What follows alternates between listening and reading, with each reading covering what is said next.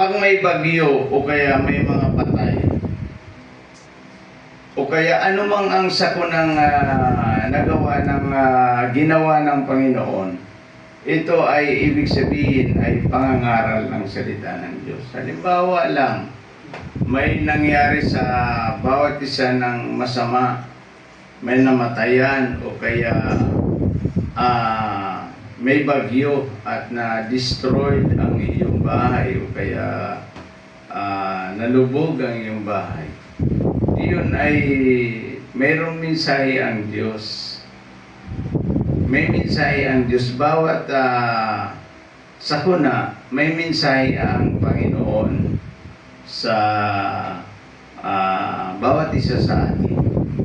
Itong bahang ito na malaki at bagyo na dumarating dito sa Dilapas at sa Malaban, sa San Jose, ay maraming mga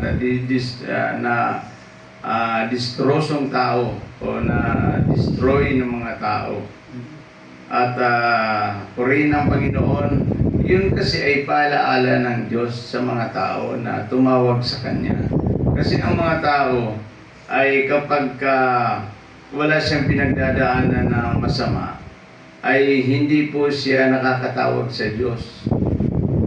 Subukan mong siya ay may stroke. Subukan mong siya ay mamatayan. Kaya nga pag may patay, hindi ko ito pinapalagpas eh.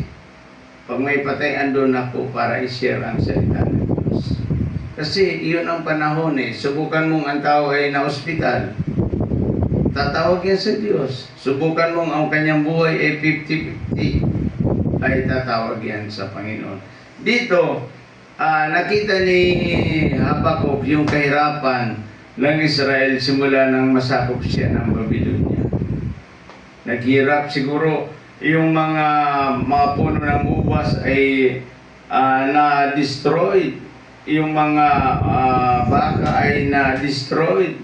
Yung mga anihin ay na-destroy. Lahat siguro dahil sa labanan ay nawasak ang lahat ng mga bagay. Pero sabi dito ni Habakuk, ako'y magpupuri pa rin kahit hindi mamungang ubas, kahit ang mga kulungan ay mawala ang baka. Ako'y magpupuri pa rin sa Panginoon. Iyan maganda eh. Stand firm na kailangan na magpakalakas tayo sa ating buhay. Na hindi naman lang sa mga bagay na material makukuha ang pagpupuri sa Panginoon. Kasi minsan makikita ka na kaya ako nagpupuri dahil ako'y pinagpala. Hindi yan totoo. Hindi yan totoo na pinagpala ka ng Diyos kaya ka nagpupuri. Hindi po yan totoo. Kung kailangan na ang tao'y mayroong sakuna, doon dapat magpuri. Kaya nga ako nagtataka dito sa ating Dilapas Evangelical Christian Church na ang mga leader natin, ang mga council, sa lahat ng mga council, at kayo'y aking pinapanawagan sa inyo, tuyong-tuyo ang ating simbahan pero wala naman na simba. Malungkot ito eh. Siya ba kung dito sabi nung dumating ang kanya sa kuna, kahit na walang bunga ang mga ubas, kahit na walang makain, ako ay magpupuri sa Diyos. Yung maganda, si Manay Basyon, kahit baha, andyan. Kahit baha, andyan, nagpupuri sa Panginoon. Kasi itong Sunday, araw nating pagsamba.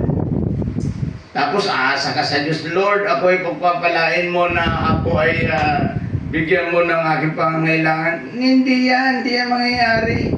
Kasi dito siya kung pinapakita dito na kailangan mong sambahin ang Diyos. Magbigay ka ng extra effort for the serving of the Lord. Para sa paglilingkod mo sa Diyos, magbigay ka ng extra effort. Kaya sabi dito ni Habakuk, kahit na wala pang makain, kahit na wala pang bunga ang mga ubas, kahit na wala pang mga bakang makakatay dyan, kahit na ano ang mangyari sa akin, sabi ni Habakuk, ako ay magpupuri sa Panginoon. Yan ang maganda ng isang Kristiyano. Tumatayo siya sa dapat niyang kalagyan. Hindi yung kapag may masakit lang ang kuko, hindi na ako maglilingkod, masakit ang kuko ko. Ay, hindi yan karapat, hindi yan makakapasok sa langit. Walang Kristiyanong ganyan na ikaw ay masakit lamang magkuko mo. Ay, hindi ka lamang pinagpala, hindi ka na maglilingkod sa Diyos. Iyan po ay hindi yan papasok sa langit. Akala mo papasok ka sa langit, pero hindi po. Kasi hindi yan tinatanggap sa langit, yan nakasulat sa Revelation chapter 21 verse 27. Yung mga tao lamang na may malinis ang buhay at walang dahilan, yun ang papasok sa langit. Kaya minsan sabihin natin na ang tao, bakit ang mga tao? Ang tao ay na mga tunay na lingkod ng Diyos ay kahit yan umuulan o bumabagyo, naglilingkod yan sa Panginoon. Naglilingkod yan. Ito ay kasi minimensahe ito ng maraming mga Kristiyano. Hindi naman totoo sa kanyang buhay. Sabi niya, kahit na ang baka wala nang sa kulungan, kahit na ang mga ubas ay wala ng bunga, pero kaunting ulan lang, ayaw nang maglingkod. May bahang kaunti. Mga kapatid ko, pinapanawagan ko sa inyo, lalo sa mga council leader o sa ating mga elder, lahat tayo ay magsamba sa ating Diyos. Tuyo ang simbahan. Baka mamaya ang Panginoon ay huwag yung susubukan. Baka mamaya gibain ng Diyos yan, inyong templong yan malaman ko lamang kung ano ang dahilan. Huwag niyo pong pipigilan ang pagsamba natin sa ating Diyos, sapagkat ito ay panahon na upang sambahin natin. Paano tayo makakapanig sa langit? Kasi dito kasi sa lupa, extra training of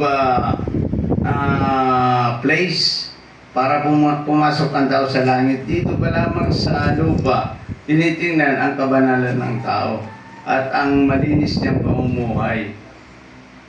Ngayon, araw ng linggo, pahalagahan natin ito na magkaroon tayo ng tinatawag na simba. Kaya nga dito sa early morning worship service, hinahamon ko po kayong lahat o tayong lahat na kahit na tayo ay mga nakashort lang, nakashort ng hindi naman maiksi, nakashort lang, punta tayo sa simbahan upang sambahin ng Diyos.